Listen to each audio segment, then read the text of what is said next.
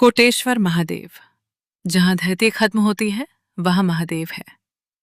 भारत के सुदूर पश्चिमी छोर पर एक ऐसा शिव मंदिर है जहां आगे बढ़ते बढ़ते धरती खत्म होने लगती है और सामने रह जाता है सिर्फ अथाह समुद्र। लेकिन इस मंदिर का सबसे बड़ा रहस्य इसकी जगह नहीं, रावण है।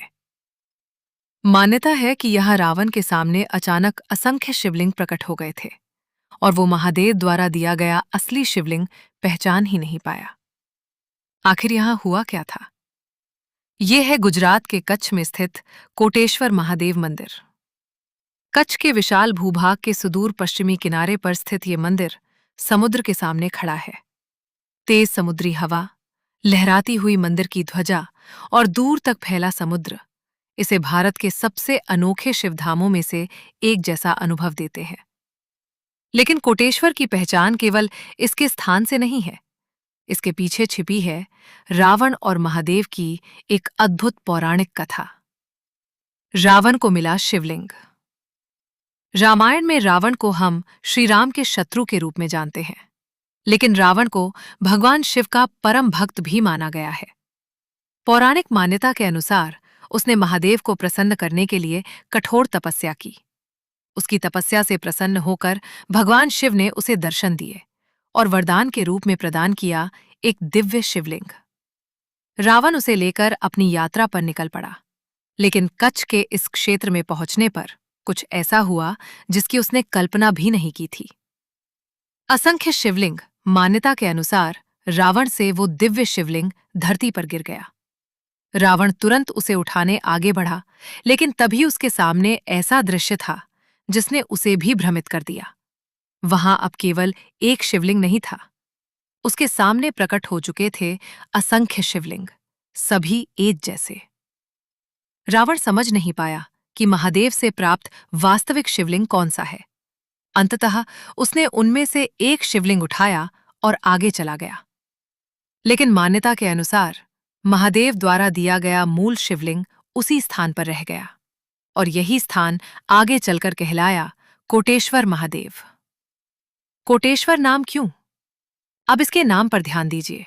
कोटेश्वर, कोटि शब्द विशाल संख्या का बोध कराता है और इस स्थान की कथा भी अनेक शिवलिंगों के प्रकट होने से जुड़ी हुई है।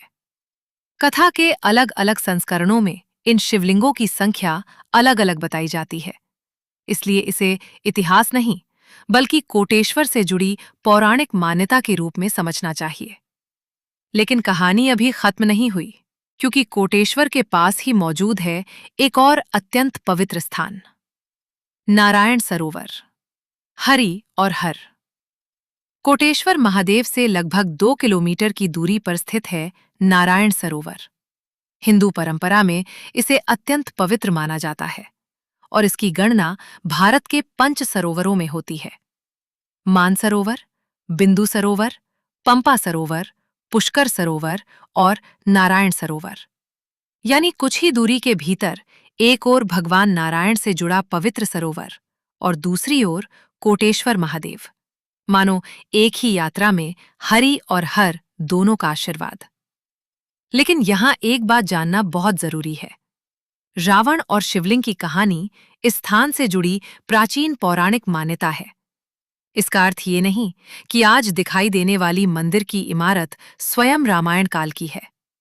समय के साथ इस क्षेत्र में निर्माण और पुनर्निर्माण होते रहे, लेकिन कोटेश्वर से जुड़ी महादेव की आस्था पीढ़ी दर पीढ़ी आगे बढ़ती रही और शायद इसी वजह से आज भी इतनी दूर होने के बावजूद भक्त यहां पहुंचते हैं। और अब कोटेश्वर से जुड़ी एक ऐसी बात जो शायद बहुत से लोग नहीं जानते। गुजरात पर्यटन के अनुसार साफ रात में कोटेश्वर से उत्तर पश्चिम दिशा की ओर देखने पर दूर क्षितिज पर कराची की रोशनी की चमक तक दिखाई दे सकती है। एक ओर भारत का सुदूर समुद्री किनारा, दूसरी ओर दूर दिखाई देती रोशनी, और इनके बीच सदियों से खड़ा महादेव का धाम। लेकिन कोटेश्वर को समझने का सबसे सुंदर समय शायद सूर्यास्त है। सूरज धीरे धीरे समुद्र के क्षितिज की ओर उतरता है। आकाश सुनहरा होने लगता है, समुद्र पर प्रकाश फैलता है और तेज हवा में मंदिर की ध्वजा लगातार लहराती रहती है। उस दृश्य को देखकर एक बात महसूस होती है। हम अक्सर उस समय डर जाते हैं जब हमें लगता है कि आगे कोई रास्ता नहीं बचा। लेकिन कोटेश्वर में, जहां आगे धरती समाप्त होती दिखाई देती है, वहीं महादेव मिलते हैं। शायद कोटेश्वर हमें यही संदेश देता है। जहां तुम्हें लगे कि रास्ता समाप्त हो गया, हो सकता है वहीं से महादेव तक पहुंचने का रास्ता शुरू हो। अगर आपको भी महादेव पर विश्वास है, तो कमेंट में श्रद्धा से लिखिए, हर हर महादेव।